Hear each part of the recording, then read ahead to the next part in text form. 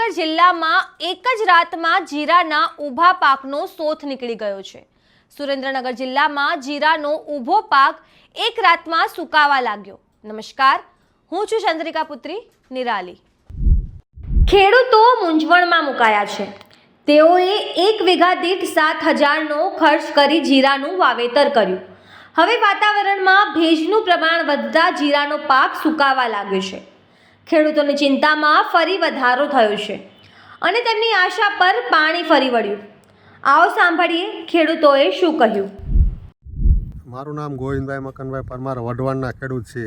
ખરીફ સિઝનમાં અમે કપાસ મગફળીનું વાવેતર કરેલું, પણ ખરીફ સિઝનમાં માવઠાના કારણે કપાસ ફેલ થયા। પછી રવિ સિઝનમાં અત્યારે જીરું, ચણા, વરિયાળી, અજમાનું વાવેતર કર્યું અને જીરામાં, ચણામાં અત્યારે ખાસ કરીને હુકારા નામનો રોગ આવ્યો છે, જેથી ખેડૂતોને પારાવાર ખેતર ખાલી થઈ ગયા છે। અને હવામાનમાં જે ઠંડી પડવી પડે એવી અત્યાર સુધી ઠંડી ન પડી। ગરમીના કારણે અત્યારે જીરામાં હુકારો આવ્યો અને ચણામાં આવ્યો।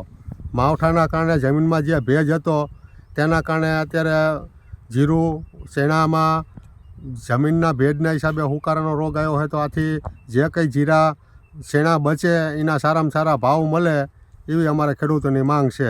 હા, કેટલો ખર્ચો કર્યો હતો? ખર્ચમાં અત્યારે 10 વીઘામાં મેં 40-45 હજારનો તો ખર્ચો થઈ ગયો અને કેટલી દવા પણ છાંટી, પણ કોઈ પણ દવા પણ લાગુ નથી પડતી અને આ સુકારો અટકાતો નથી। એ તો ખેતર આખા ખાલી થઈ ગયા એવા છે। તો એકને એક ખેતરમાં જો આ ફેલ થઈ જાય તો ખેડૂત આવી રીતે નુકસાનીમાં તો હતો જ ખરીફ સિઝનમાં, પણ રવિ સિઝનમાં પણ નુકસાનીમાં રહી છે। જયંતિભાઈ હરિભાઈ પરમાર, વઢવાણનો ખેડૂત છું। મેં હવે 40 વીઘાનું જીરું વાવ્યું હતું। હવે જીરું, ચણા, વરિયાળી, અજમો વાવ્યો છે।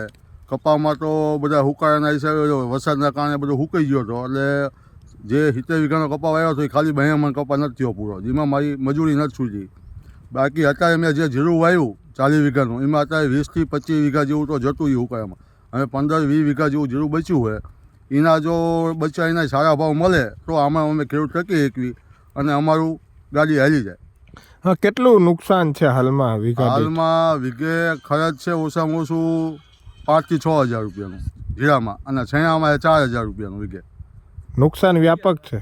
નુકસાન વ્યાપક શું થઈ રહ્યું છે? એટલે બીજું કંઈ નહીં, પણ ભેજના કારણે સુકારો આવી ગયો એટલે બધું સુકાઈ જ જાય, ઊભું સુકાઈ જ જાય ચણા અને જીરુંમાં ખાસ। તમે આ વિશે શું વિચારો છો? કમેન્ટ કરીને જણાવો।